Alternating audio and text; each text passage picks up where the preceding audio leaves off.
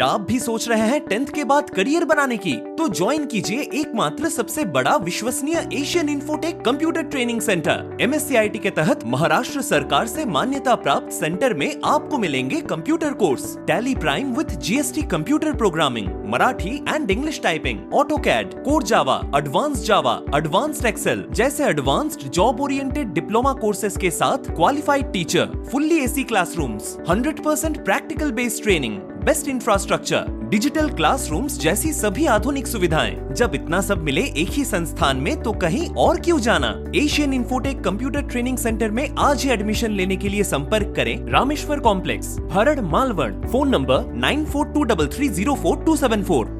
वस्तू आणि सेवा कर विभाग GST तर्फे गुरुवारी कणकवली तालुक्यात 2 ठिकाणी ई-वे बिल व्हेरिफिकेशन मोहीम राबवली। ओसरगाव टोल नाका आणि फोंडा घाट येथे गुरुवारी ही मोहीम राबवण्यात आली।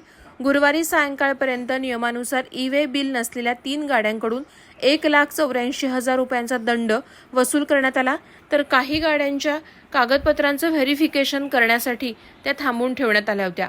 वस्तू व सेवा कर विभागाच्या आयुक्तांच्या आदेशानुसार राज्यकर उपायुक्त डॉक्टर अभिजित पोले यांच्या मार्गदर्शनाखाली ही मोहीम राबवण्यात आली। वस्तू व सेवा कर विभागाच्या निकषानुसार राज्यांतर्गत मालाची ने-आण करायची असल्यास 1,00,000 रुपयाच्या वर बिल असेल तर ई-वे बिल असणं अत्यावश्यक आहे। राज्याच्या बाहेर वाहतूक करायची असेल तर 50,000 रुपयांच्या वर मालाची किंमत असेल तर ई-वे बिल असण्याची गरज आहे। त्यानुसार ही तपासणी मोहीम राबवण्यात आली।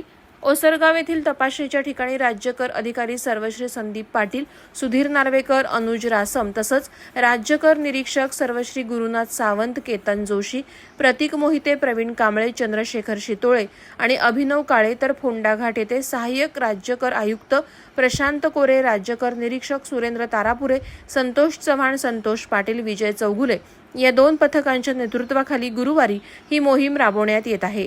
राज्य आयुक्तांच्या आदेशानुसार ही कार्यवाही होत असल्याचं उपायुक्त डॉक्टर अभिजित पोरे यांनी यावेळी सांगितलं।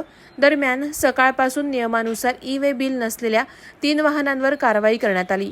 यात ओसरगाव येथे 2 वाहनांवर केलेल्या कारवाईत 1,48,000 रुपये, तर फोंडाघाट येथे एका वाहनावर केलेल्या कारवाईत 36,000 रुपयांचा दंड वसूल करण्यात आला। अन्य 3 परराज्यातील मालवाहू वाहनांची कागदपत्र पडताळणीसाठी थांबवण्यात आलेली होती। संबंधितांकडून पडताळणी करूनच नंतर पुढील कार्यवाही होईल असं सांगण्यात आलं।